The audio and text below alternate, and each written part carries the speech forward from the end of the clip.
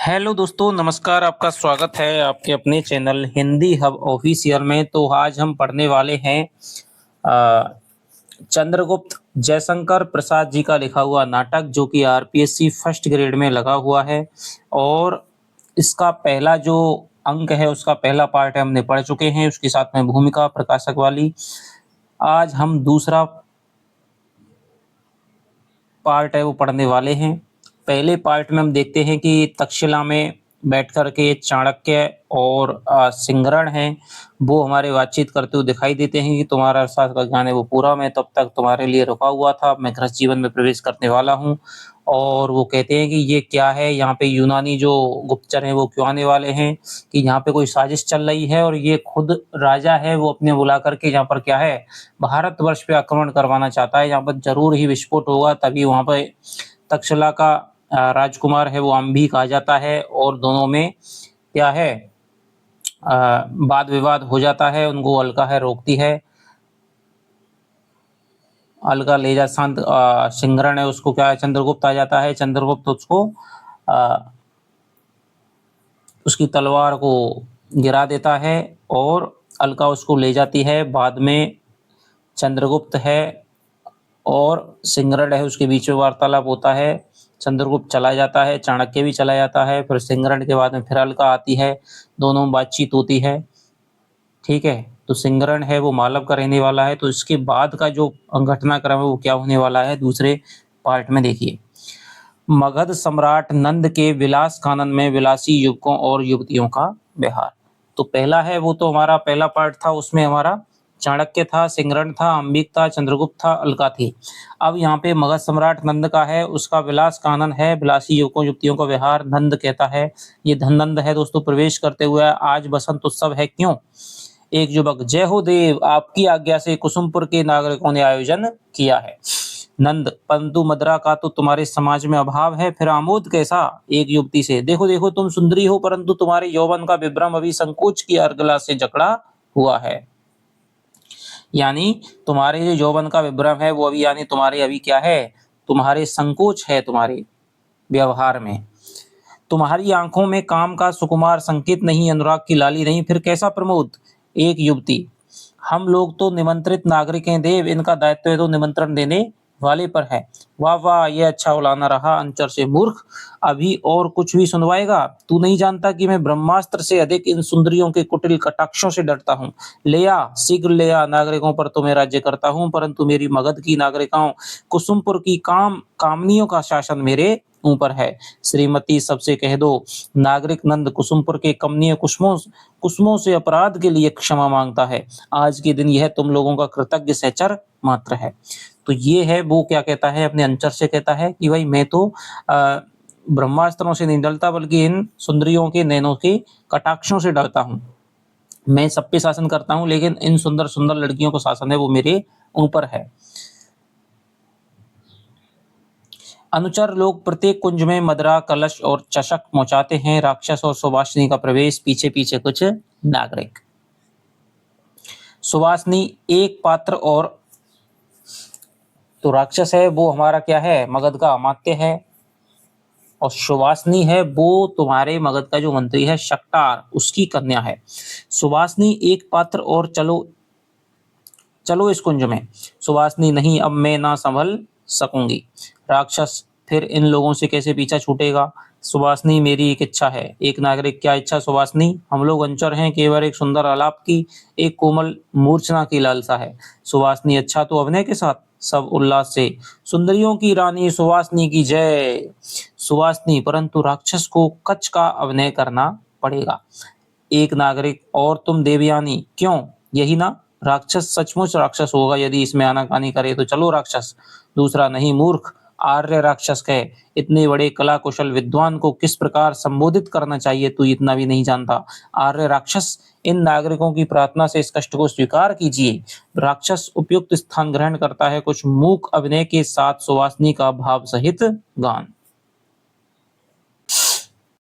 तो ये अब देखिए, इसमें से सुवासिनी है दोस्तों, वो पहला इसका चंद्रगुप्त का गीत है। और ये गीत हैं वो हमारे सबसे ज्यादा दोस्तों क्या है, इम्पोर्टेंट है। आपसे गीतों के बारे में निश्चित रूप से मैं कह रहा हूँ, एक क्वेश्चन आपका फिक्स होने वाला है कि गीत में ये गीत है वो किसने गाया है, सबसे पहला तो गीत है वो किसने गाया है, कौन से अंक में है वो गीत, कौन से अंक में गीत है, सबसे पहले किसने गाया है, कौन से अंक में गीत है, ये ठीक है। ये आपका होने वाला है क्वेश्चन। तुम कनक किरण के अंतराल में लुक छिप कर चलते हो क्यों, कि तुम कनक किरण के, यहाँ पे क्या है, सुवासनी है वो गा रही है अपने लज्जायुक्त सौंदर्य को संकेतित करके, कि वही सुवासनी है, सुवासनी में अभी क्या है, प्रेम की लज्जा है, वो उसको व्यक्त नहीं कर पाती है अच्छी तरह से, तो वो अपने लज्जा रूपी सौंदर्य को क्या है, संकेत करके हुए गीत गा रही है कि तुम कनक किरण के अंतराल में लुक छिप कर चलते हो क्यों, कि तुम स्वर्ण, कि हे सौंदर्य, लज्जा रूपी सौंदर्य, तुम कनक यानी कि सोने रूपी किरण, स्वर्ण रूपी किरण के अंतराल में उनके पीछे जो जगह है उनमें तुम छिप छिप कर चलते क्यों हो। नतमस्तक गर्व बहन करते, यौवन के घन रस कन धरते, नतमस्तक गर्व बहन करते, कि तुम्हारे सामने, सौंदर्य के सामने तो सभी जो लोग हैं वो अपना शीश झुका करके तुम्हारा जो गर्व है वो क्या है, वहन करते हैं, तुम्हारे गर्व को स्वीकार करते हैं। यौवन के घन रस कन धरते, और यौवन के घन से, तुम लज्जा रूपी सौंदर्य हो, किसी नवयौवना के यौवन में समाये हुए हो, और यौवन के क्या हो तुम, यौवन रूपी बादल हो, और उससे रस कन धरते, उससे यौवन का रस है, प्रेम का जो रस है वो क्या है, झरता रहता है। हे लाज भरे सौंदर्य बताओ, हे लज्जा रूपी सौंदर्य, तुम मुझे बता दो कि तुम मौन बने क्यों रहते हो। यानी जब भी किसी लड़की में दोस्तों लज्जा होगी तो क्या है, वो मौन को धारण कर लेगी। वो कहती है कि भाई मेरे हृदय में प्रेम है, तो मैं क्यों नहीं अपने प्रेम को व्यक्त क्यों नहीं कर पा रही हूँ। तुम्हारे पास यौवन है तो इस लज्जा के अंतराल में तुम क्यों छिप कर के रहते हो, लज्जा को हटाओ, अपने प्रेम को व्यक्त क्यों नहीं कर पाते हो, तुम मौन इस प्रकार क्यों बने रहते हो। अधरों के मधुर कगारों पर, ये अधरों के जो मधुर कगार हैं, यहाँ पे दोस्तों क्या है, नदी की उपमा दी है, नदी का एक कगार, नदी का दो कगार, तो अधरों के भी, ये भी अधर है, ये भी अधर है, तो अधर का एक कगार, ये भी नदी से उपमा दी है। तो अधरों के मधुर कगारों पर, कि अधरों के दोनों मधुर मधुर जो कोमल कोमल कगार हैं यानी किनारे हैं, कल कल ध्वनि की गुंजारों में, और जो तुम्हारे होठों के दोनों किनारों के बीच से जो तुम्हारे हंसी की कलकल करती हुई, नदी के समान जैसे कलकल करती है, वैसे ही तुम्हारी खिलखिलाती हुई हंसी की जो गुंजारें आती थी, जो ध्वनियां सुनाई देती थी, मधु सरता सी यह हंसी तरल अपनी पीते रहते हो क्यों। मधु सरता सी यानी प्रेम रूपी सरता, प्रेम रूपी नदी सी, प्रेम रूपी नदी के समान ये जो हंसी है, तरल तुम्हारी हंसी है, किसी को द्रवित करने वाली, किसी को भी तरल बना देने वाली तुम्हारी जो हंसी है, इसको तुम पीते रहते हो क्यों। यानी कोई भी चंचला नवयौवना युवती होती है वो क्या है, खिलखिला करके हंसने वाली होनी चाहिए, लेकिन जो सुवासनी है उसमें लज्जा समाई हुई है, इसलिए वो क्या है, इस तरह की हंसी है उसको नहीं हंस सकती है। इसलिए कहती है कि तुम अपनी हंसी को क्या है, खुद ही पी जाते हो, कभी तो हंसा करो। बेला विभ्रम की बीत चली, बेला यानी संशय, बेला यानी समय दोस्तों, विभ्रम यानी संशय, तो जो संशय का जो समय था, जो संकोच का जो समय था, जो असमंजस का जो समय था, वो क्या है, बीत गया है। यानी अब तक तुम्हें पता नहीं था, अब तक तो क्या है, तुम्हें पता नहीं था किससे प्रेम करना है, किससे नहीं करना है, प्रेम है या प्रेम नहीं है। तो ये जो संकोच का, ये जो असमंजस का, ये जो विभ्रम का जो समय था, वो क्या है, उसकी जो वेला है वो बीत गई है। रजनीगंधा की कली खिली, और अब रजनीगंधा की जो कली है वो खिल चुकी है। यानी असमंजस का जो समय है वो बीत गया है, और अब परिपूर्ण रजनीगंधा की, रजनीगंधा एक पुष्प होता है जो रात में चांदनी को देख करके खिलता है, तो रजनीगंधा की जो कली है वो खिल चुकी है।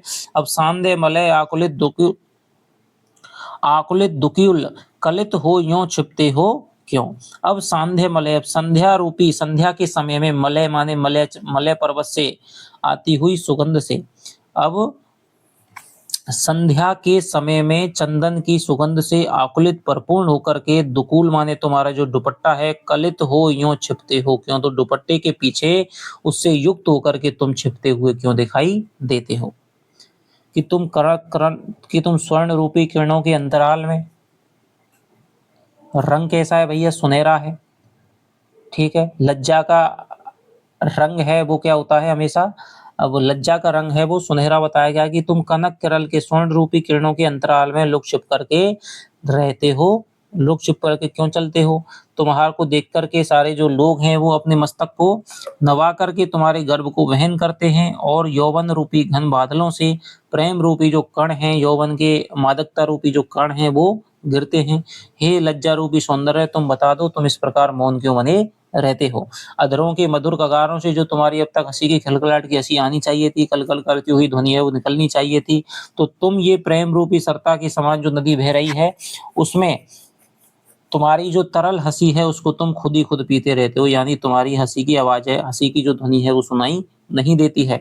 बेला विभ्रम की जो अब तक असमंजस की जो घड़ी थी, असमंजस का जो समय था, अपना किंकरता विमूढ़ता का जो समय था वो क्या है, घड़ी बीत गई है, और अब रजनीगंधा की कली है वो खिल चुकी है, यानी अब अपने रात आ चुकी है, यानी अब अंतिम से समय है वो निकट आ चुका है। अब कोई भी मन में संशय नहीं रहा है, और अब भी तुम क्या है, सांध्य मलय संध्या के समय में चंदन के वृक्षों की सुगंध से परिपूर्ण होकर के जो तुम दुपट्टे के पीछे युक्त होकर के, दुपट्टे से युक्त होकर के उसमें छिप क्यों जाते हो? उससे निकलो और अपने प्रेम की अभिव्यक्ति करो।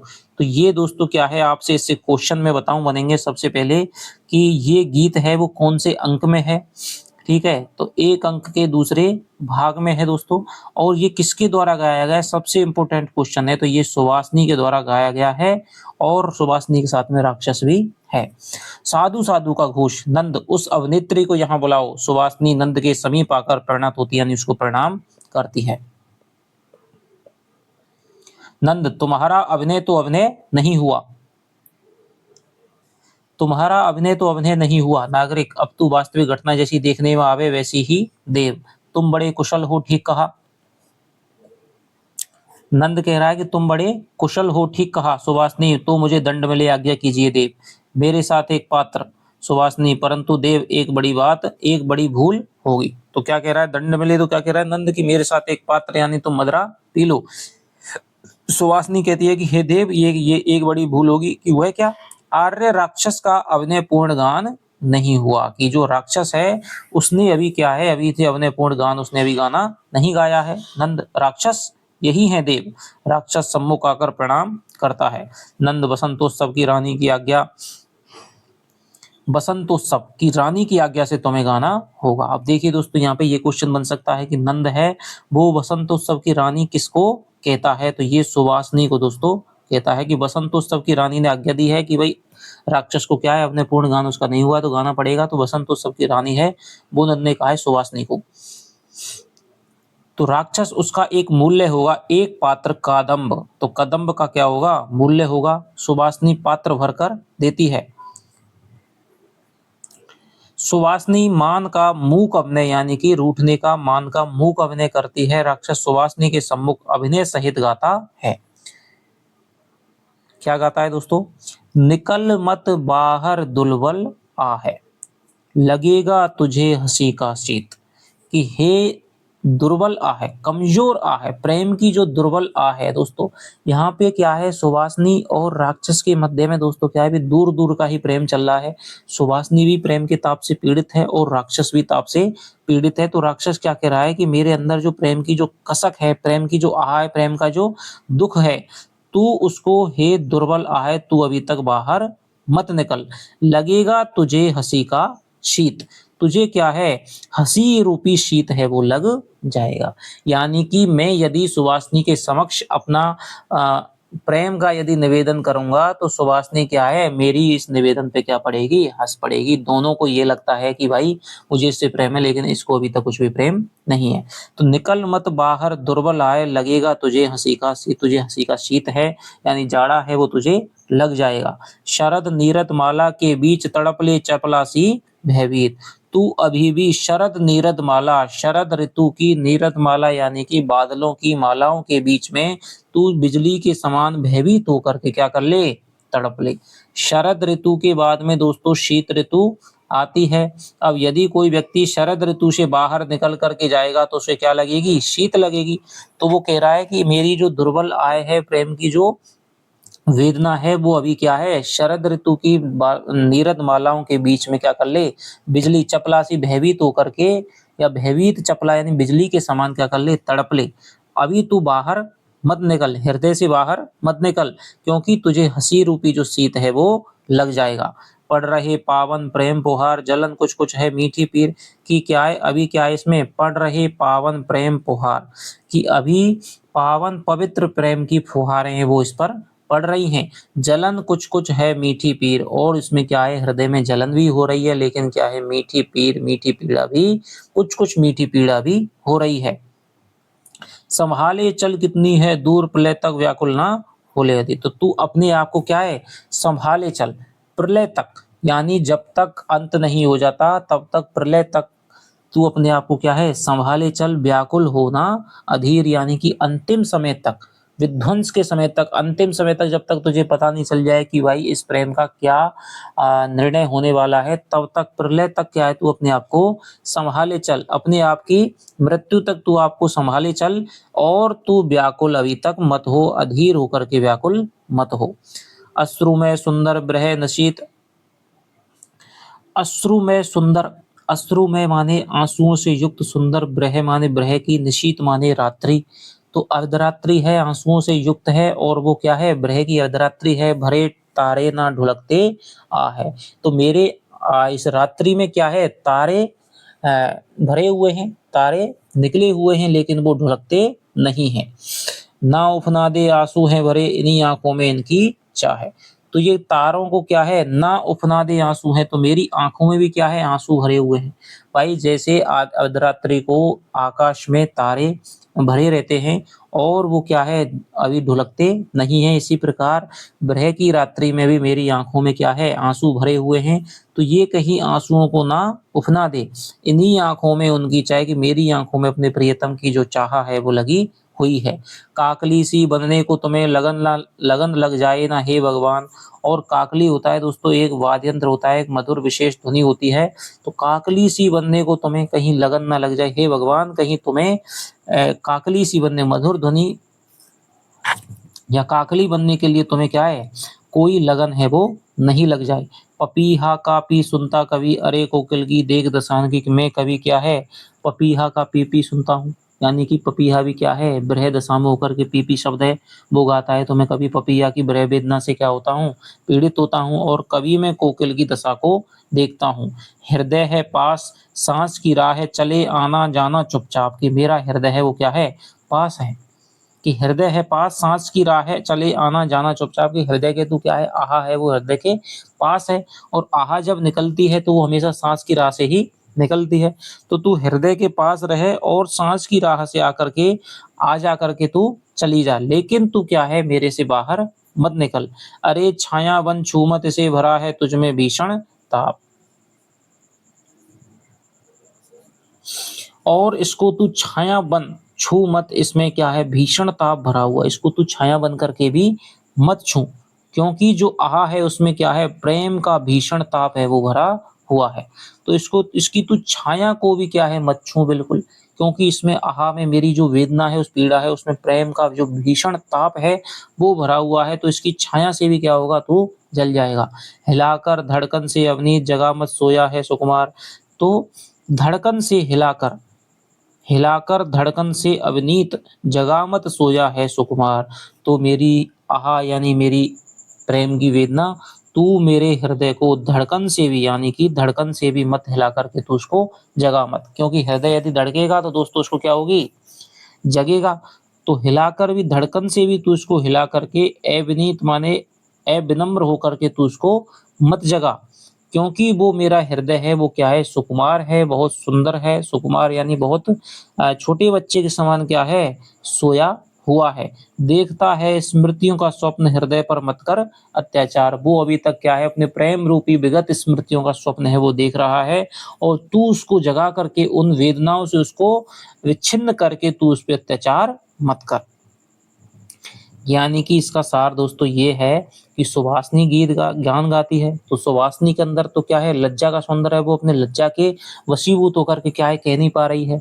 और राक्षस को ये अंदेशा है कि सुवासनी को अभी मुझसे प्रेम नहीं है, तो वो भी क्या है, प्रेम के ताप से पीड़ित है, तो वो भी अपनी वेदना को कहता है कि अभी तू वेदना, अभी ये समय नहीं आया है, अभी तू वेदना क्या है, मेरे हृदय से बाहर मत निकल, क्योंकि अभी हृदय है वो अपनी स्मृतियों के सपने देखने में क्या है, सोया हुआ है। यदि तू बाहर निकलेगी तो तुझे क्या है, सुवासनी की हंसी का शीत है वो लग जाएगा। तो ये है, तो ये दोस्तों यहाँ पे क्वेश्चन है, किसने गाया है दोस्तों, राक्षस ने गाया है। तो दूसरा क्वेश्चन यहाँ पे विशेष रूप से ये बनता है कि ये कौन से उसमें है, तो ये पहले अंक में ही है और ये राक्षस का गान है।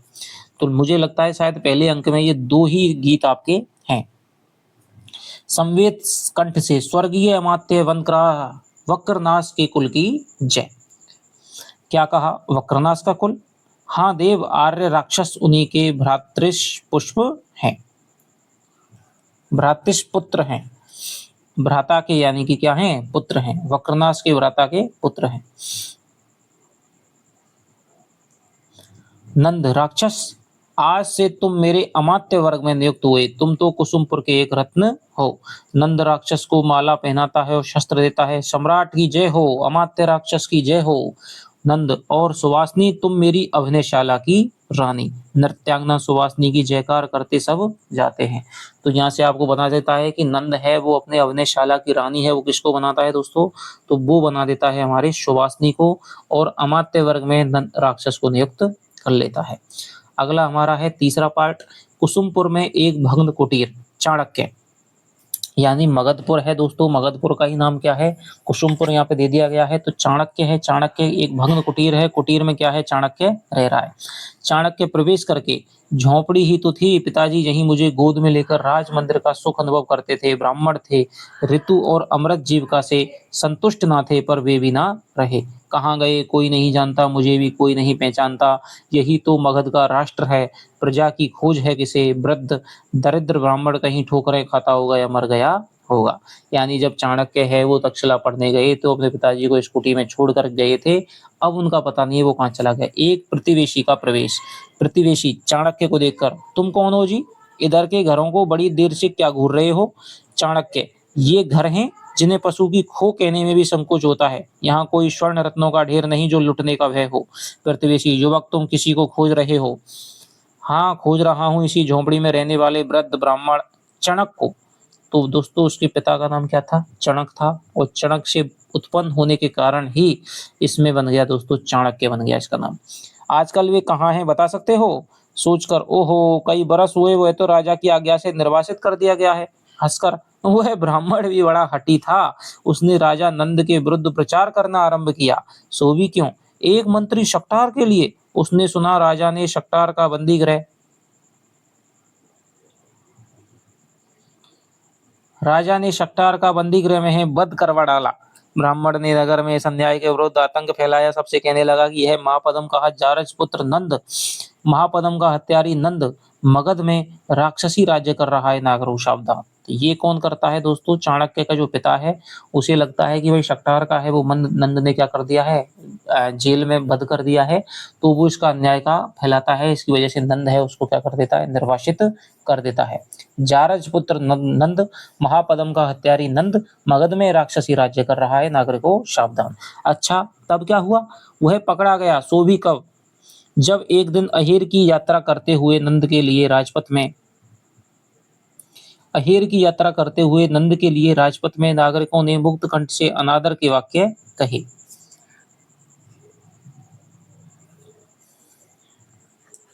नंद के लिए राजपथ में नागरिकों ने मुक्त कंठ से अनादर के वाक्य है कहे। नंद ने ब्राह्मण को समझाया, यह भी कहा कि तेरा मित्र शक्टार बंदी है, मारा नहीं गया, पर वह बड़ा हठी था, उसने ना माना तो नहीं माना। नंद ने भी चिढ़कर उसका ब्रह्मस्व बौद्ध विहार में दे दिया और मगध से निर्वासित कर दिया, यही तो उसकी झोंपड़ी है। चाणक्य उसे बुलाकर, अच्छा एक बात और बताओ, क्या पूछते हो जी, क्या पूछते हो जी, तुम इतना जान लो कि नंद को ब्राह्मणों से घोर शत्रुता है और वह बौद्ध धर्मानुयायी हो गया है। क्या कहता है, क्या पूछते हो जी, तुम इतना जान लो कि नंद को ब्राह्मणों से घोर शत्रुता है और वह बौद्ध धर्मानुयायी हो गया है। चाणक्य होने दो, परंतु यह बताओ शक्टार का कुटुंब कहाँ है? कैसे मनुष्य हो? अरे राजगोपानल में वे सब जल मरे। इतनी सी बात के लिए मुझे लौटाया था, छी! जाना चाहता है। हे भगवान, एक बात दया करके और बता दो, शक्टार की कन्या सुवासनी कहाँ है? जोर से हंसता है युवक, बौद्ध विहार में चली गई थी, परंतु वहां भी ना रह सकी। पहले तो अभिनय करती फिरती थी, आजकल कहाँ है नहीं जानता जाता है। पिता का पता नहीं, झोंपड़ी भी नहीं रही, सुवासनी अभिनेत्री हो गई, संभवतः पेट की ज्वाला से। यानी कि अब पिता है वो ही मर गया दोस्तों, तो क्या है, बेटी है वो भी क्या है, पेट की भूख की वजह से क्या है, अभिनेत्री हो गई। एक साथ दो दो कुटुंबों का सर्वनाश कुसुमपुर के फूलों की सेज में उग रहा है क्या? इसीलिए राष्ट्र की शीतल छाया का संगठन मनुष्य ने ही किया था। मगध मगध मगध सावधान, इतना अत्याचार सहना असंभव है। तुझे उलट दूंगा, नया बनाऊंगा, नहीं तो नाश ही करूंगा। ठहर कर, एक बार चलूं नंद से कहूं, नहीं, परंतु मेरी भूमि मेरी वृत्ति वही मिल जाए। मैं शास्त्र व्यवसायी ना रहूंगा, मैं कृषक बनूंगा। मुझे राष्ट्र की ही भलाई बुलाई से क्या? तो चलूं देखकर, एक लकड़ी का स्तंभ अभी उस झोंपड़ी का खड़ा है। इसके साथ मेरे बाल्यकाल का सहस्त्रों महावरियां लिपटी हुई थी, जिन पर मेरी ही धवल मधुर हंसी का आवरण चढ़ा रहता था। शैशव की स्मृति ही विलीन हो जा, खंबा खींचकर गिराता हुआ चला जाता है।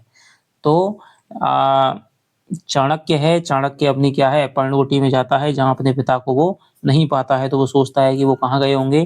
तभी एक प्रतिवेशी आता है और सैनिक आता है और वो कहता है कि तुम कौन हो, यहाँ पे क्या कर रहे हो? चाणक्य कहता है कि ये कोई ऐसी कुटी थोड़ी है, इसमें कोई सोने चांदी के रत्न हो।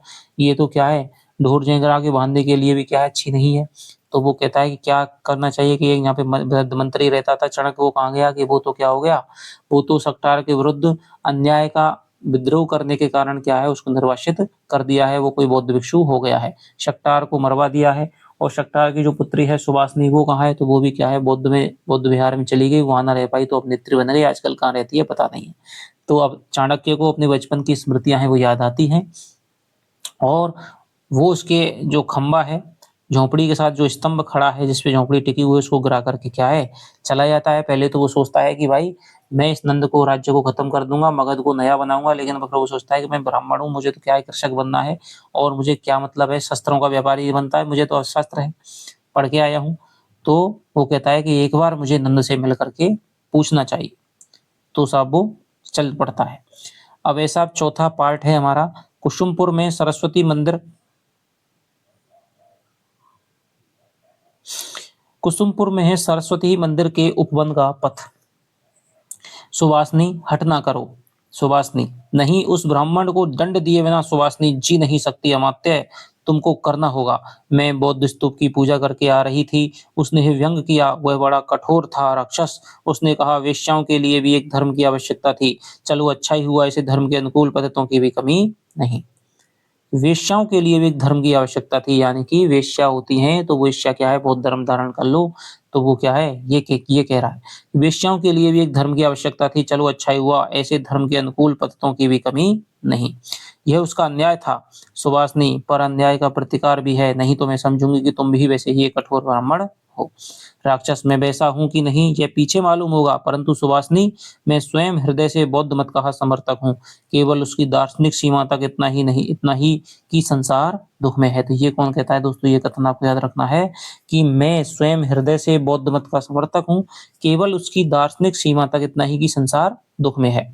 सुवासनी कहती है इसके बाद, राक्षस, मैं इस क्षणिक जीवन की घड़ियों को सुखी बनाने का पक्षपाती हूँ, और तुम जानती हो कि मैंने ब्याह नहीं किया, परंतु भिक्षु भी ना बन सका।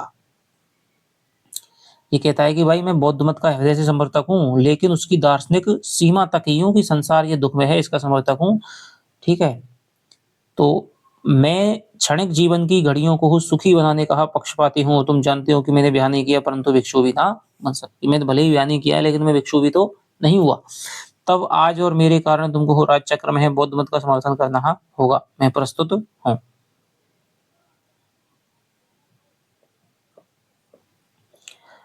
सुवासनी, फिर तो मैं तुम्हारी हूँ। मुझे विश्वास है कि दुराचारी सदाचार के ही द्वारा शुद्ध हो सकता है। और बौद्ध मत इसका समर्थन करता है, सबको शरण देता है। हम दोनों उपासक दोनों होकर सुखी बनेंगे। इतना बड़ा स्वप्न, सुख स्वप्न का जाल आंखों में ना फैलाओ। नहीं प्रिय, मैं तुम्हारी अंशुरी हूँ। मैं नंद की ही विलास लीला का शुद्ध उपकरण बनकर नहीं रहना चाहती जाती है। एक पर्दा उठ रहा है या गिर रहा है समझ में नहीं आता। आंखें मीच कर सुवासनी कुसुम पर का स्वर्गीय कुसुम में हस्तगत कर लूं। नहीं राजकूप होगा परंतु जीवन वृथा है। मेरी विद्या मेरे परिष्कृत विचार सब व्यर्थ हैं। सुवासनी एक लालसा है, एक प्यास है, वह अमृत है, उसे पाने के लिए 100 बार मरूंगा। नेपथ्य से हटो, मार्ग छोड़ दो की ध्वनि सुनकर कोई राजकुल की सवारी है तो चलो जाता है। तो क्या है यहाँ पे दोस्तों, सुवासनी ने कह दिया है कि भाई मैं तो तुम्हारी ही क्या हूँ, तुम्हारी हूँ, और हम दोनों बौद्ध भिक्षु बन करके अंचर बन करके सुखी रहेंगे।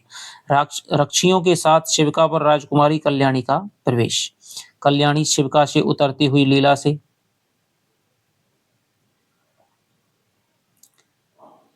कल्याणी शिविका से उतरती हुई लीला से ही शिविका उद्यान के बाहर ले जाने को कहो। शिविका उद्यान के बाहर ले जाने के लिए कहो। रक्षी लोग भी वहीं ही ठहरे।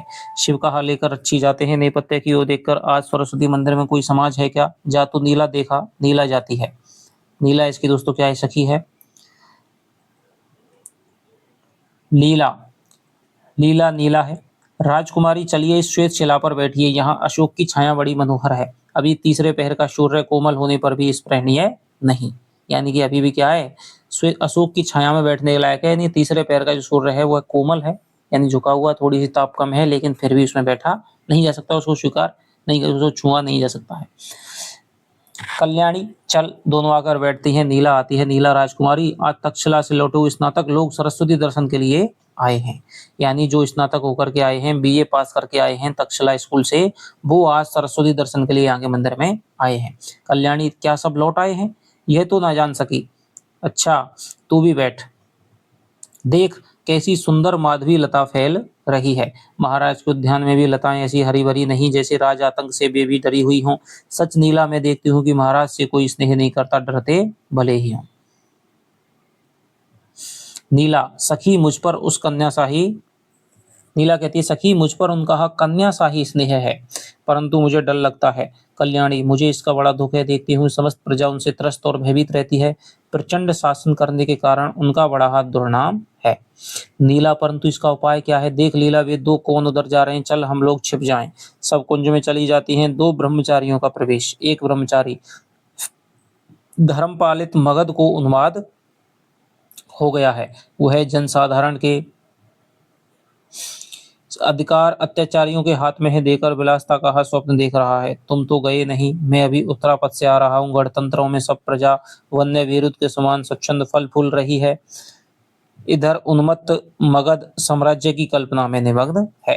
यानी दोस्तों, शुरुआत में है प्रसाद जी वो उस तरह की भूमिका बना रहे हैं कि उसके मगध के अत्याचार के शासन की एक झांकी दिखा रहे हैं, जिससे कि क्या है, चाणक्य उसका नष्ट करने के लिए एक अनुकूल वातावरण है वो मिल सके। कि भाई जो मगध का जो अत्याचार है वो क्या है, अत्याचारियों के हाथ में है, अत्याचार हो रहे हैं, और विलासता का स्वप्न है, विलासता का साम्राज्य आ रहा है। उत्तरापथ के जो राज्य हैं उनमें सभी जो है स्वच्छंद फल फूल रही है। इधर उन्मत्त मगध साम्राज्य की कल्पना में क्या है, निमग्न है। दूसरा, स्नातक तुम ठीक कह रहे हो। महापद्म का जारज पुत्र नंद केवल शस्त्र बल और कूटनीति के द्वारा सदाचारों के सिर पर तांडव नृत्य कर रहा है। यह सिद्धांत विहीन नृशंस, कभी बौद्धों का पक्षपाती ही, कभी वैदिकों का अनुयायी बनकर दोनों में है भेद नीति ही चलाकर बल संचय करता रहता है। मूर्ख जनता धर्म की ओट में नचाई जा रही है। तुम देश विदेश देखकर आए हो, आज मेरे घर पर तुम्हारा निमंत्रण है। वहां सबको तुम्हारी यात्रा का विवरण सुनने का अवसर मिलेगा। पहला, चलो दोनों जाते हैं। कल्याणी बाहर आती है। कल्याणी, सुनकर हृदय की गति रुकने ही सुनकर हृदय की गति रुकने लगती है। इतना कदर्थित राजपथ, जिसे साधारण नागरिक भी घृणा की दृष्टि से देखता है, कितने मूल्य का है लीला।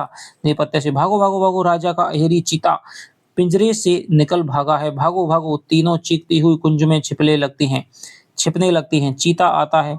दूर से आकर एक चीता उसका सिर छेद कर निकल जाता है। दूर से आता हुआ एक तीर उसका सिर छेद कर निकल जाता है। चीता गिरता है। धनुष लिए चंद्रगुप्त का प्रवेश। चंद्रगुप्त, कौन है यहाँ? किधर से स्त्रियों का क्रंदन सुनाई पड़ा था देखकर? अरे यहाँ तो 3 सुकुमारियां हैं, भद्रे पशु ने कुछ चोट तो नहीं पहुंचाई। लीला साधु वीर राजकुमारी की प्राण रक्षा के लिए तुम्हें अवश्य है पुरस्कार मिलेगा। तो कल्याणी का है दोस्तों, मगध की राजकुमारी है चंद्रगुप्त। कौन राजकुमारी? कल्याणी देवी। हाँ, कौन? राजकुमारी कल्याणी देवी। हाँ, यही है, यही ना है। भय मुख विवरण यानी दोस्तों क्या हो गया है? बिल्कुल बिना रंग वाला हो गया है। चंद्रगुप्त राजकुमारी मौर्य सेनापति का पुत्र चंद्रगुप्त प्रणाम करता है। तो क्या है दोस्तों? मौर्य जो सेनापति है उसका पुत्र है चंद्रगुप्त, वो प्रणाम करता है। कल्याणी स्वस्थ होकर सलज नमस्कार। चंद्रगुप्त मैं कृतज्ञ हुई, तुम भी स्नातक होकर लौटे हो। चंद्रगुप्त हाँ देवी, तक्षशिला में 5 वर्ष रहने के कारण यहाँ के लोगों को पहचानने में विलंब होता है। जिन्हें किशोर छोड़कर गया था अब वे तरुण दिखाई पड़ते हैं। अपने कई बाल सहचरों को भी मैं ना पहचान सका, परंतु मुझे आशा थी कि तुम मुझे ना भूल पाओगे। चंद्रगुप्त देवी अंचर सेवा के उपयुक्त अवसर पर पहुंचा, चलिए शिविका तक पहुंचा दूं, सब जाते हैं। 5वां पार्ट है दोस्तों, नंद की ही सीमा में, नगर की सीमा में सार्थवाह धनदत्त गिनते हुए अपने पैरों को रखता बाई नासिका बंद किए, दाहिने से जोर जोर से श्वास फेंकता हुआ 1 2 3 4 5 कहते आता है। सामने से बड़ी बड़ी जटाओं वाला एक अजीबक लंबा सा बांस लिए चादर ओढ़े उसके सम्मुख आकर जोर से छींक देता है। धनदत्त घबराकर बैठ जाता है, उसे देखते हुए नेपथ्य की ओर हाथ उठाकर रुकने का संकेत करता है। आजीवक हंसने लगता है। धनदत्त हो जाएगा सक्रोध, तुम हंस क्यों रहे हो? आजीवक, तो क्या रोऊं? धनदत्त, अरे नहीं नहीं, तुमने छींक तो दिया ही, अब यात्रा के समय रोने भी लगोगे? फिर क्या होगा? धनदत्त, कहीं राह में कुएं सूख जाएं, घोड़े बैल मर जाएं, डाकू घेर लें, आंधी चलने लगे, पानी बरसने लगे, रात को प्रेतों का आक्रमण हो, गाड़ियां उलट जाएं। आजीवक, फिर? तुम्हारा सिर, मैं जा रहा हूं इतनी दूर, शकुन देखकर घर से निकला था, पर तुम पूरे व्यतिपात की तरह मेरी यात्रा में व्याघात बन रहे हो। आजीवक, यह बात, तो तुम अपनी यात्रा करो, जाने के लिए मुंह फुराता है। दूसरी ओर से दौड़ता हुआ चंदन आता है, आजीवक को पकड़कर घुमा देता है। चंदन, अब चलें कहाँ? यह देखो सामने इतने मनुष्यों का झुंड, सबको 11-11 पग दाहिने स्वर में चलकर चैत्य वृक्ष के नीचे रुक जाना था, सो 5 ही चल सके, अब तुम भी यहीं ठहरो। अरे चल भी, 11 पग चलने के लिए इतना बड़ा आयोजन? चंदन आश्चर्य से धनदत्त को देखता है। धनदत्त क्रोध से आजीवक को झकझोर कर हिला देता है। चंदन, ठहरिए, मैं पूछ तो लूं आजीवक से। अरे भाई, तुम दार्शनिक हो? आजीवक, हूँ। चंदन, तुम्हारा क्या सिद्धांत है? पृथ्वी चल है या अचल है? अग्नि में जल है या नहीं? पानी गर्म करने से जीव मरते हैं कि जल शुद्ध हो जाता है? चंदन कहता है कि तुम्हारा क्या सिद्धांत है? ये पृथ्वी चल है, हिलती है या नहीं है? चल है। अग्नि में जल है या नहीं? पानी गर्म करने से जीव मरते हैं, जल शुद्ध होता है। आजीवक, चुप रहो, मैं पूछता हूँ कि जब शकुन देखकर ब्राह्मण का आशीर्वाद लेकर घर से निकला, तब तुम ठीक उसी समय मेरे पथ में वन विलाप की तरह क्यों आ गए? मुझे जाना है तक्षशिला, फिर सिंधु देश, फिर शिवी जनपद। आजीवक, फिर? धनदत्त, क्या सब तुम्ही को बता दें? व्यापार के गूढ़ रहस्यों को तुम जैसे जटाधारी नारियल की खोपड़ी क्या समझेगी? आजीवक, तो मैं पूछता कब हूँ? पर जो अपशकुन हो गया, अब हम लोग ना पीछे लौट सकते हैं ना आगे बढ़ सकते हैं। आजीवक, यही तो, पुरुष कुछ नहीं कर सकता है। चंदन आश्चर्य से, क्यों? आजीवक, क्योंकि उसमें ना कर्तृत्व है और ना कर्म। धनदत्त, है ना, यह तुम क्या कहते हो? आजीवक, यही तो, क्योंकि उसमें वीर्य नहीं है। यह तो हुई पुरुषों की बात, भला स्त्री? अरे रे, मैं तो भूल ही गया था। धनदत्त कहता है, क्या?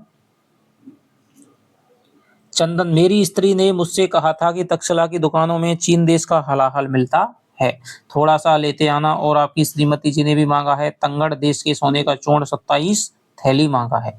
तो तंगड़ देश के सोने का चूर्ण, धनदत्त की स्त्री ने क्या कह रहा है? चंदन कह रहा है कि मेरी स्त्री ने मुझसे कहा था कि तक्षशिला की दुकानों में चीन देश का हलाहल मिलता है। तो यहाँ से क्वेश्चन बन सकता है कि तक्षशिला की दुकानों में चंदन के अनुसार किस देश के हलाहल यानी जहर है वो मिलता है? आपका श्रीमती ने मांगा है तंगड़ देश के ही सोने का चूर्ण है, वो लेते आना।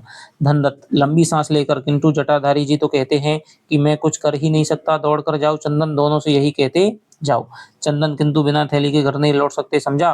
धनदत्त, अरे चंदन, कोई उपाय बता, क्या करूं? मुहूर्त तो निकल ही गया, अब चैत्य वृक्ष के नीचे विश्राम करूं या घर ही लौट चलूं? फिर कोई दूसरा शकुन देखकर यात्रा होगी।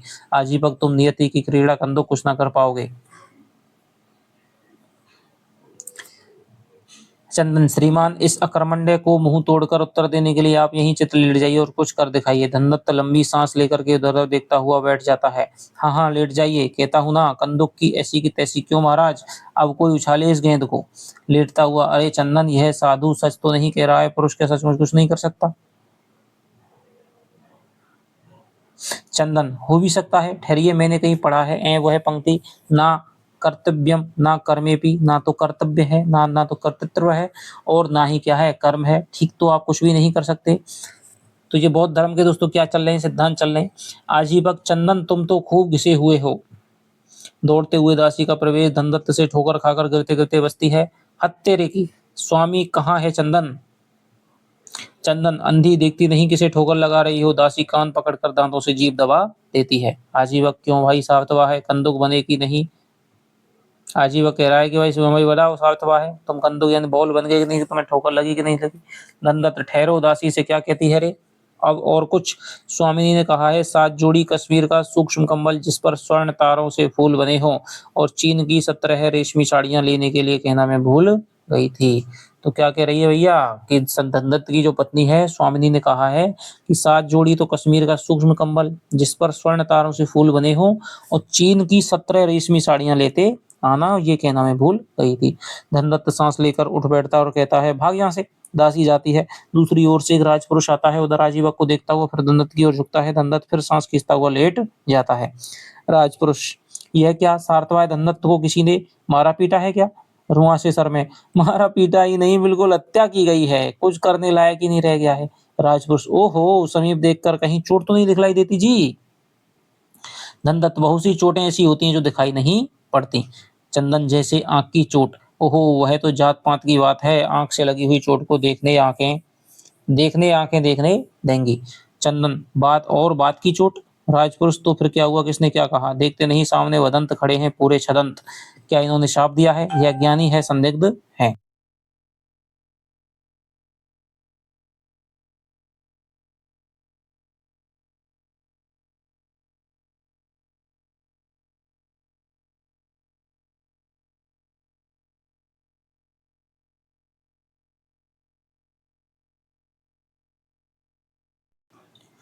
हाँ, तो राजपुरुष है वो कहता है दोस्तों कि महाराज नंद ने, जब तुमने क्या है समुद्र पार की यात्रा की थी, तो तुमने व्यापार में जो 20% का जो कर है वो नहीं दिया था, इसलिए अब की बार तुम नगर से बाहर जा रहे हो व्यापार करने के लिए, तो तुम 17 नीलमणियां, 5 गजमुक्ताएं और 3 सर्पमणियां लेकर के ही आना। यही कहने के लिए मैं राजा ने भेजा हूँ। धनदत्त, आए, कहते क्या हैं आप जो तुम सुन रहे हो? इसके सुनने पर तो कान फटने से बच जाएंगे। मैं यह सब कुछ नहीं जानता। धनदत्त कहता है, किंतु देखिए, वदंत कहते हैं कि पुरुष कुछ कर ही नहीं सकता, क्यों ना? नियति जो करती है वही मनुष्य के लिए पथ्य है, मूर्ख मनुष्य व्यर्थ अपनी टांग अड़ाता है। तो आजीवक है वो दोस्तों बौद्ध धर्म का एक भिक्षु है, और वो बौद्ध धर्म के अनुसार ही बात करता है कि जो कुछ नियति करती है वही मनुष्य का क्या है, पत्ते है। मूर्ख मनुष्य क्या है, व्यर्थ में अपनी टांग अड़ाता है। मनुष्य ये भ्रम है कि मनुष्य कुछ करता है, मनुष्य कुछ भी नहीं करता है, नियति जो कराती है वही मनुष्य करता है। राजपुरुष, अकर्मण्य भिक्षु, यह क्या पाठ पढ़ा रहे हो? नियति यदि तुम्हारी टांग तोड़ दे तो भिक्षु जी? आजीवक, तो तुम मुझे अपनी पीठ पर लाद कर मुझे जहां पर जाना है पहुंचा दोगे। चंदन, और तुम्हारा बोझ ढोना मैं न स्वीकार करूं तो? आजीवक, तो कदाचित नियति तुम्हारी टांग भी तोड़ चुकी होगी। चंदन, है, मैं यह मुंह की अवसापों की परनाला कहे देता हूँ, मैं सेठ वेठ नहीं हूँ, मैं कुछ भी समझाना, साफ देने का मुझे भी अधिकार है, यज्ञोपवीत निकालने लगता है। तो चंदा है 200, उसका क्या है, एक सेवा, वो है साथ में चलने वाला है, पार्षद मान लीजिए। आज ही जो व्यापारी है कौन, धनदत्त। आजीवक मुस्कुराते हुए, तुम कुछ हो यह तो मैं नहीं जानता था। राजपुरुष, सुनो, राजा की आज्ञा क्या है इसे तो तुम समझ गए होंगे। सब समझ गया, किंतु ये तो बताइए सर्पमणि क्या होगी, वह विष से बुझी हुई होगी वस्तु भला राजा? अरे तुमको नहीं मालूम, राजकुमारी का ब्याह पंचतंत्र नरी से होने की बात चल रही है, उसमें उपहार में देने के लिए इन मणियों की नितांत आवश्यकता है। तो मणि क्यों मंगाना चाहता है? क्योंकि पंजाब के राजा पंचतंत्र यानी पंजाब के राजा से क्या है, राजकुमारी जो कल्याणी है उसका विवाह होने की बात चल रही है, उसको दहेज में देंगे। नितांत गुड़क कर, चुप ना रहोगे तुमको भी? रुआसा स्वर बनाकर, अपमान ना करो मेरा, हाँ मैं भी कभी कोई कुछ कहीं का था, अपना अपना समय है। धनदत्त की देखरेख करने, उसकी सहायता के लिए मैं प्रदेश जा रहा हूँ, नहीं तो। राजपुरुष, मैं तो तुम्हारा दुख बहुत सहज में छुड़ा सकता हूँ, चले चलो मेरे साथ, जहाँ अंधकूप में 3 माह मास रहे कि यह सब रोग छूट जाएंगे। बड़े-बड़े लोगों की, अमात्यों और मंत्रियों की भी वहाँ चिकित्सा हो रही है। चंदन काँप कर दुहाई है भाई धनदत्त, मुझे बचाओ, इस यमदूत से कुछ ले देकर रक्षा करो। धनदत्त, किंतु इतनी बड़ी उपहार सूची, ओहो, यह तो सुई की तरह चुभने लगती है। राजपुरुष से, क्यों महोदय, क्यों ना मैं ही इन सब वस्तुओं को पंचतंत्र नरेश तक पहुंचा दूं। जहां राजकुमारी का ब्याह होने वाला है, आप भी झंझट से बच जाएंगे। यहाँ आते समय कहीं मेरा सार्थ पर डांका पड़ गया तब। राजपुरुष, नहीं, यहाँ वे सब मड़ियाँ भांडागार की परीक्षा में पहले आवेंगी। स्मरण रखना, मैं जाता हूँ। चंदन, मुझे छोड़े जाइए, आपका बड़ा यश गाता फिरूंगा। क्षमा हे महापुरुष। राजपुरुष, मेरे पूर्व पुरुष क्षमा। दंडवत करता है राजपुरुष का हंसते हुए प्रस्थान। धनदत्त, चंदन, देखता हूँ कि नहीं जाना होगा। चंदन, यह भी अच्छा है। आजीवक से, क्यों महात्मा जी, आपकी क्या सम्मति है। आजीवक, नियति तुम लोगों को अपने पथ पर आप ही ले चलेगी। चंदन, और आपको। मैं तो भाई पहले ही कह चुका हूँ, मनुष्य कुछ नहीं कर सकता, चले चलो आंखें मूंद कर। धनदत्त, आज की यात्रा में तो देखता हूँ बड़ी बाधाएं हैं, है ना। अरे भाई, यह रात यहीं चैत्र के नीचे बितानी हो तो चलो वहीं चलें। किंतु 11 पग तो दक्षिण श्वास में चल नहीं सका, 5 ही चलकर बैठ गया। अब चंदन, यही तो मैं विचार कर रहा हूँ। तो फिर आप लोग विचार कीजिए, जाने का उपक्रम करता है। नंदत्त, वह आप चले कहाँ, आज की रात तो आपको यहीं हम लोगों के साथ बितानी पड़ेगी। देखो, हम लोगों के साथ ही तो वहीं रुके रहेंगे, रात को हम लोग अकेले उसी वृक्ष के नीचे कैसे रहेंगे। तुम रहोगे तो भूत लोग तुम्हें अपना भाई बंधु समझकर हम लोगों को ना सतावेंगे। ये धनदत्त है, वो किससे कह रहा है, आजीवक से कह रहा है। आजीवक, परंतु उस वृक्ष के नीचे चलो तब तो। हाँ रे चंदन, सूची में कुछ भूल ना हो। चंदन, अरे चलो तो बिठाकर बैठकर लिख भी ले। धनदत्त, पर चलें तो कैसे, कैसे मुहूर्त में निकले हैं भगवान। आजीवक, मैं बताऊं, पैर से ना चलो, रेंग कर चलो। ठीक है तो। अरे मेरी तौन तो देख लो, कहीं छिल ना जाए। फिर मुहूर्त की व्यवस्था, अच्छा, पेट पेट के बल खिसकने लगता है। तो यहाँ पे दोस्तों दृश्य है वो बदल जाता है। तो पहले अंक के 5 दृश्य हैं हमने दोस्तों देख लिए हैं, जिसमें मैं आपको थोड़ा सा बता दूं। पहले अंक में हम चाणक्य को सबसे पहले सिंगरण से कहते हुए पाते हैं कि भाई अब तुम्हारी शिक्षा है वो हो गई है शास्त्र की, अब मैं भी क्या है गृह जीवन प्रवेश करूंगा। मैंने अपने गुरु का ऋण है वो चुका दिया है, इसलिए मैं तुमको शिक्षा दे रहा था। और वो बात चलते हैं कि भाई ये राजकुल में क्या हो रहा है, कैसे यवन गुप्तचर हैं वो यहाँ पे आ रहे हैं, क्या रहस्य है, और इसी बात कर रहे हैं। तभी वहाँ पे राजकुमार अम्भी कहा जाता है और वो इनकी बातें सुन लेता है। उसे लगता है कि यहाँ कोई ना कोई षड्यंत्र चल रहा है। वो इनसे पूछ रहा है कि क्या तुम राजद्रोह करना चाहते हो, क्या षड्यंत्र चल रहा है। तो वो कहता है कि भाई, सिंगरण उसको व्यंग में कहता है कि भाई, उत्तरापद की अर्गला खोड़ देने का षड्यंत्र, यानी विदेशी आक्रमणकांत को भारत पर आक्रमण देने का जो न्योता देने का षड्यंत्र है वही चल रहा है। यही रहस्य जो चल रहा है, जिसे तुम्हारे पिताजी भी क्या है देने गए थे। तो दोनों में क्या है, वाद विवाद हो जाता है। दोनों अपनी तलवार निकाल लेते हैं। चंद्रगुप्त उसकी तलवार को गिरा देता है और चाणक्य अलका से कहता है, उसकी बहन है अलका, अलका से कहता है कि भाई तुम उसको लेवा ले जाओ, और वो उसको लेवा ले जाती है। वैसे ही फिर चाणक्य दोनों को समझाता है कि भाई अभी तुम्हारा समय नहीं है, तुम्हारी शिक्षा पूर्ण हुई है, तुम अपने राज्यों को जाओ। क्योंकि चंद्रगुप्त से कहता है कि तुम साधन संपन्न बनो, तभी तुम क्या है अपने देश की, अपने राज्य की रक्षा कर पाओगे। और वो कहता है कि तुम मागध और मालव मत करो, संपूर्ण आर्यवर्त का स्वप्न देखो, सभ्य राष्ट्र को अपना राष्ट्र मानो, तभी तुम्हें आर्यवर्त वो प्राप्त होगा, नहीं तो क्या है भयानक विस्फोट हो जाएगा। ये कह करके चाणक्य और चंद्रगुप्त है वो चले जाते हैं। सिंगरण है, फिर अलका आती है, सिंगरण से बातचीत होती है कि भाई तुम तो बहुत बड़े क्या हो, श्रेष्ठ हो, तुम्हारी भुजाओं में शक्ति है, मन में क्या है आत्मबल है, और तुम निश्चित रूप से क्या है बहुत बड़े वीर योद्धा हो। और मैं भी क्या है आम्बिक को रोकने का प्रयास करूंगी, यदि मैं नहीं रोक पाई तो तुमको मैं बुलाऊंगी। पर अभी आपके राज्य के लिए आपके जीवन का जितना मूल्य है, आपका जीवन है संकट में है, इसलिए आप यहाँ से चले जाओ। तो वो उसको भेज देती है, उसका नाम पूछ लेती है, और यहाँ पे जो पहला दृश्य है दोस्तों वो समाप्त हो जाता है। अब दूसरे दृश्य में हम जानते हैं कि कुसुमपुर का नंद है, वहां पर क्या है एक उत्सव का आयोजन हो रहा है। और उत्सव के आयोजन में दोस्तों नंद है वो कहता है कि जब तक उत्सव का आयोजन कैसा है, जब तक मदिरा नहीं है, और मैं अपने जितना ब्रह्मास्त्र से नहीं डरता हूँ उतना कि मैं कुसुमपुर की जो नारियां हैं उनके नैनों के कटाक्ष से डरता हूँ। मैं शासन करता हूँ, लेकिन इन सुंदर सुंदर नारियों का शासन है वो मेरे ऊपर चलता है। इसके बाद में राक्षस आता है, राक्षस से सुवासिनी आती है, सुवासिनी राक्षस और नंद का दृश्य है ये। सुवासिनी है वो गान गाती है, सबसे पहला गीत गाती है, वो गीत इम्पोर्टेंट है। हे लाज भरे सौंदर्य बता दो, लोग छुप कर चलते हो क्यों तुम कनक करल के अंतराल में। ठीक है, ये वाला जो गीत गाती है उसके बाद में वो कहती है कि भाई वाह क्या गीत है, और राक्षस से भी गीत गाने का निवेदन करती है। तो नंद है वो कहता है कि भाई आपको कुसुमपुर की रानी ने आज्ञा दी है तो आप क्या है गीत गाइए। तो राक्षस भी क्या है, अभी ना निकल मेरी दुर्बल आ है, नहीं तो तुझे लगेगा हंसी का शीत, ये वाला गीत है वो गाता है। और यहाँ पर दोस्तों क्या है, सभी उसके क्या है वाह वाह करने लगते हैं। कुसुमपुर की रानी बना देता है किसको, उसको बना देता है आपका सुवासिनी को, और उसको अपना अमात्य बना लेता है नंद। यहाँ पे हमारा दूसरा दृश्य है वो समाप्त हो जाता है। अब हमारे तीसरे दृश्य की तरफ चलते हैं, जहाँ पे हमारा चाणक्य है वो अपने पर्णकुटी में चला जाता है। वो देखता है कि ये मेरी पर्णकुटी है, पिता को छोड़ करके मैं शिक्षा पाने के लिए गया था, लेकिन अब कुछ नहीं है, पिता कहाँ गए क्या पता, कहाँ गए कोई पता नहीं। तभी वहाँ प्रतिवेशी आता है और उस प्रतिवेशी से क्या है वो बातचीत करता है। तो उसे पता चलता है कि उसका पिता है वो शक्टार के बंदी बनाए जाने पर उसकी हत्या में और उसके पिता द्वारा विद्रोह किए जाने के कारण उसको क्या है निर्वासित कर दिया गया है, निकाल दिया गया है। और शक्टार की जो कन्या है सुवासिनी वो भी पहले बौद्ध भिक्षु बन जाती है, लेकिन वहां पर नहीं रह पाती है तो वो अभिनेत्री बन जाती है। अब कहाँ है ये कोई पता नहीं है। तो पहले तो चाणक्य को क्या है क्रोध आता है, लेकिन वो सोचता है कि भाई मैं तो ब्राह्मण हूँ, मैंने शास्त्र की शिक्षा पाई है, शास्त्रों से मेरा कोई काम नहीं है, मैं तो कृषक बनूंगा। और वो नंद को समझाने के उद्देश्य से चला जाता है कि पहले मैं समझा करके देखता हूँ, शायद नंद है वो मान जाए। ये हमारा यहाँ पे दोस्तों तीसरा दृश्य है वो समाप्त हो जाता है। अब हमारा चौथा दृश्य आता है, कल्याणी है जो कि मगध की दोस्तों राजकुमारी है, उसकी सहेली है नीला और लीला, दोनों जाती हैं कुसुमपुर में, उपवन में जाती हैं और तीनों बातचीत करती हैं कि भाई यहाँ पे कुछ लोग हैं जो आपके तक्षशिला से स्नातक होकर के आए हैं, सरस्वती दर्शन के लिए आने वाले हैं। तो वो कहती है क्या सब लोग चले गए हैं, तभी क्या है दो लोग आते हैं, दो ब्रह्मचारी होते हैं, वो बातचीत करते हैं।